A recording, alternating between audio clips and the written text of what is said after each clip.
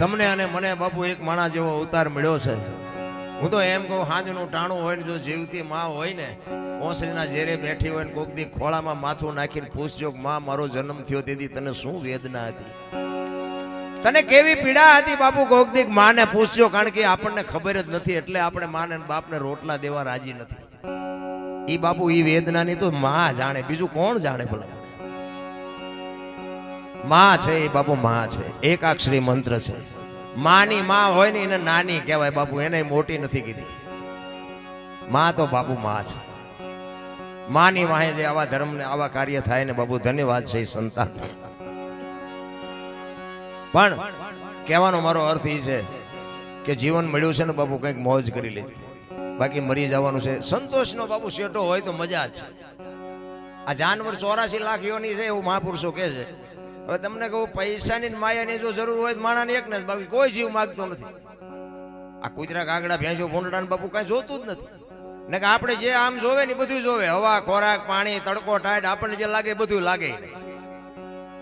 આપણી માં જેમ આપણને પ્રેમ કરે એમ બાપુ ઈ એના બચ્ચાને પ્રેમ કરે બાપુ. એ કૂતરી વિયાણી હોય ને પાણી જી આવજો અખતરો કરવો હોય. આપણી જનેતા જેટલો પ્રેમ કરે ને એટલી જ બાપુ એની જનેતા એને એટલો જ પ્રેમ કરે છે. પણ બાપુ છતાં એનું કોઈ કુટુંબ તમે ભાળ્યું હોય તો મને કહો. એક પક્ષી હોય, એ પક્ષી બાપુ એક ઈંડું મૂકે, એનો સમય થાય ત્યાં સુધી ઈંડાની રખેવાળી કરે. ટાઈમ થાય એટલે ઈંડાને સીવે, પછી એને આપણી માં જેમ મોઢામાંથી કાઢીને આપે ને એમ બાપુ બહારથી શણ લઈ આવીને એની ચાંચમાં આપે, એને ખવડાવે, એને મોટું કરે, એને પાંખું આવે, ઉડતા શીખડાવે. ઉડતા શીખી જાય ને પછી એમ કે તું તારા રસ્તે ને હું મારા રસ્તે. કોઈ દી બાપુ આનું કોઈનું કુટુંબ ભાળ્યું? આ મારી હાળી થાય છે ને, આ મારો હાટું છે ને, આ મારી હાવું છે ને, કોઈ લોહી ઉકાળા છે? નકરી ઘૂંસ તો આપણે નથી કરી. આ ઘૂંસ તો આપણે કરી છે, અને ઘૂંસ કરી છે પછી હવે તો એમાં આપણે વેઠવું તો આપણે જ પડે ને. બૈરું ઘરે એમ કે તેલનો ડબ્બો ખૂટી ગયો તો લાવી દેવો પડે. આપણે લેવા ગયા હતા કે બૈરું એની હાથે આવ્યું નથી, આખું ગામ ઘોડું લઈને ગયા હતા અહીંયા. પછી તમે ઘરે ડખા કરો એ કેમ હાલે? કોઈ જીવને બાપુ નથી જોતું. પ્રેમ તો આપણા જેટલો ને જેટલો જ કરે છે, પણ બાપુ એને પકડાણું નથી. આપણે પકડાઈ ગયું છે. હું આમ કરી લઉં, હું આમ કરી લઉં, કાંઈ નથી આવતું. આ મેં મકાન બનાવ્યું, મેં ભેંસું લીધી, મેં ટ્રેક્ટર લીધું, મેં વાડી લીધી, તો જાવ તાર લેતા જજો ને બીજા વાપરશે. અરે કાંઈ છે નહીં રામ, મોજ કરો, હળવા ફૂલ થઈ જાય. કોઈની માથે વજન નાખ્યો જ નથી, લઈને ફરે બધા.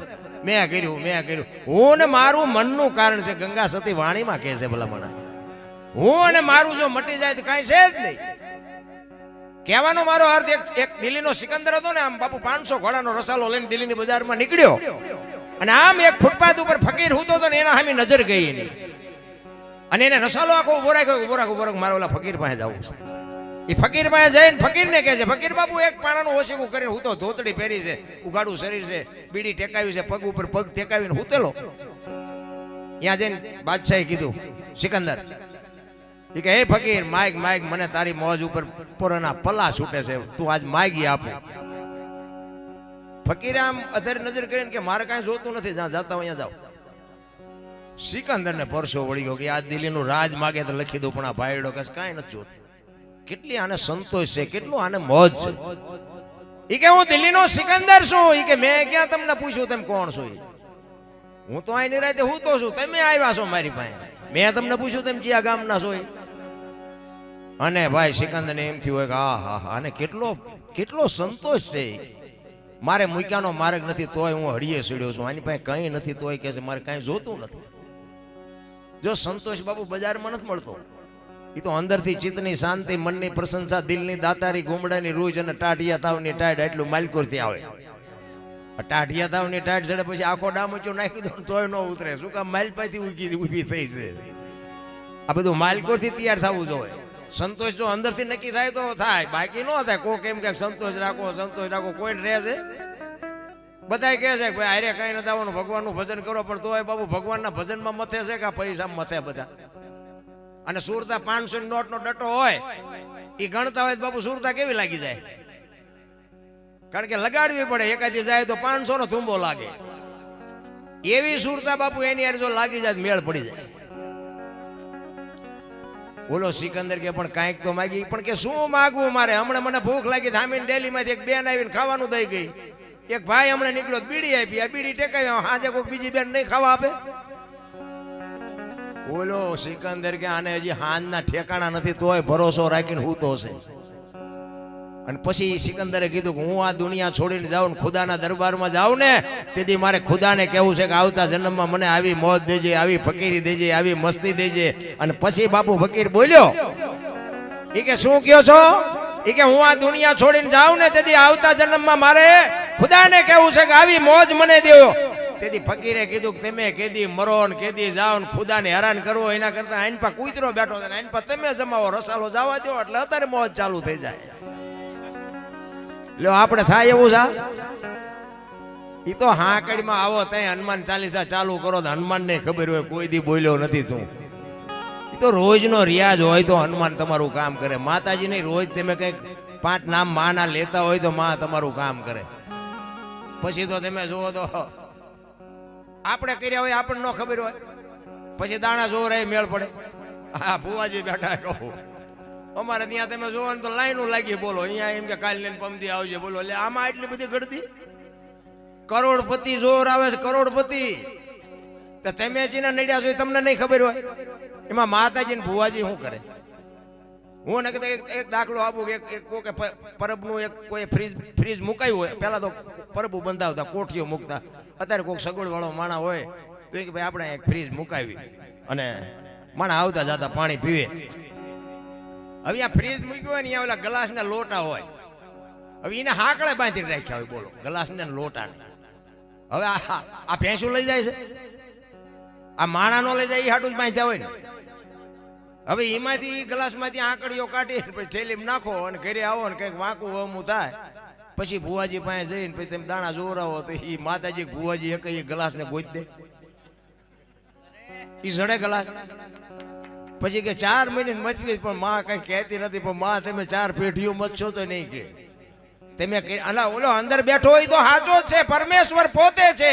એ તો કે ઓલો ગ્લાસ લીધો ઈ જ છે આ, પણ આટલા માણા વચ્ચે બોલી નો કે મેં ગ્લાસ સોર્યો છે કર્યા છે. તો બાપુ અંદર તમારો બેઠો છે ને એ પરમ તત્વ પરમેશ્વર પોતે છે. તમે ખોટું કરો ને આ એક 10 ની નોટ અહીંથી તમે કોકનું ધ્યાન ન હોય કે આપણે ખિસ્સામાં નાખી દે ને તો અંદર બેઠો એ તો કહે કે આ તારી નથી, રહેવા દે.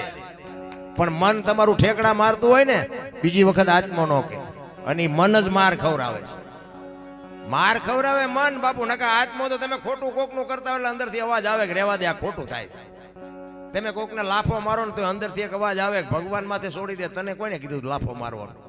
તમારથી કરમ બંધ થઈ ગયું, કરમ તમારે ભોગવવું પડે. કરમની ગતિ હજી કોઈ સમજી જ નથી ગયું. ભલા તમે જો રામને આપણે અગરબત્તી કરી, રામ જેવા રામને 14 વર્ષ વનમાં રખડવું પડ્યું. શું એનું કરમ?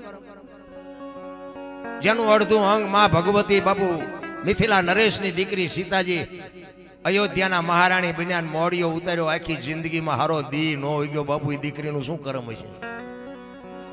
જાણે તો ઇતિહાસ આખી દુનિયા જાણે છે.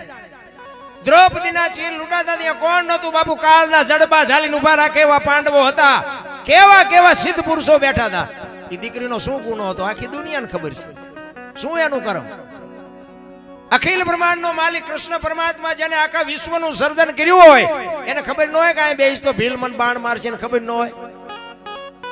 અખિલ બ્રહ્માંડના માલિક કૃષ્ણ પરમાત્માને બાપુ ભીલના બાણથી વિંધાવવું પડ્યું. એનું શું કરમ હશે? થઈ થાવીને થાશે એવો ત્રિકાળ જ્ઞાની મહાપુરુષ ગંગાનો પુત્ર ભીષ્મ છેલ્લે બાણની પથારીમાં ઊભું પડ્યું. એનું શું કરમ હશે? તો આપણે જોવું જોઈને કેટલાના બૂસ માર્યા છે, આપણે નહીં ભોગવવું પડે? અરે કરમ કોઈ દી છોડે નહીં, પછી ભલે હોય ભગવાન પરાસીના પીપળે તેથી ભીલે લઈ લીધા પ્રાણ. કરમ કોઈ દી કોઈને છોડે નહીં. રામ ભીષ્મ જેવો બાપુ એક યમના દૂત આવે એનો જીવ લેવા માટે, અને દૂતને એમ કહી દે અત્યારે વિયોજા 6 મહિના પછી આવજે. પોતાના મૃત્યુને રોકી શકે એવો સમર્થ ને સિદ્ધ પુરુષ, એને છેલ્લે બાણની પથારી મળી. તમે જોવો તો ખરા. તો આપણું શું આવે આમાં? કૃષ્ણ પરમાત્માની બાપુ 18 દિવસના યુદ્ધમાં કૃષ્ણ પરમાત્માની પ્રતિજ્ઞા તોડાવે એવો સમર્થ પુરુષ, જેની જનેતા ગંગા. વિચાર કરજો, છેલ્લે જ્યારે યુદ્ધ થયું અને પછી કૃષ્ણ પરમાત્માએ અર્જુનને કીધું ને કે માર બાણ શિખંડીને આમ જોયો એટલે ભીષ્મએ મૂકી દીધા બાણ હથિયાર અને પછી બાપુ અર્જુનને કીધું કૃષ્ણએ કે હવે બાણ માર ઈ કે પણ હથિયાર મૂકી દીધા ઈ કે એટલે જ કહું છું ને કે ઓલો એક જ નહીં જીવવા દે તમારી તાકાત નથી ભીષ્મને તમે જીતી શકો અને રૂએ રૂએ બાણ માર્યા ને કૃષ્ણ પરમાત્મા ને અર્જુન બે અહીંયા ગયા ને ઈ જ વખતે બાપુ માં ભગવતી ભીષ્મની જનેતા બાપુ માં ગંગા પ્રગટ થઈ ધકેલ ત્રાંબા જેવી આંખો કૃષ્ણની સામે જોયું મધુસૂદન મારા દીકરાને તે દગો કરીને માર્યો ને બાકી અર્જુનની આગળ તે શિખંડીને રાખ્યો હતો ને પણ એ જગ્યાએ કદાચ તું ઊભો હતો તને ખબર પડત કે ગંગાના ધાવણમાં કેટલી તાકાત છે આનું નામ બાપુ જનેતા કહેવાય ને આનું નામ દીકરા કહેવાય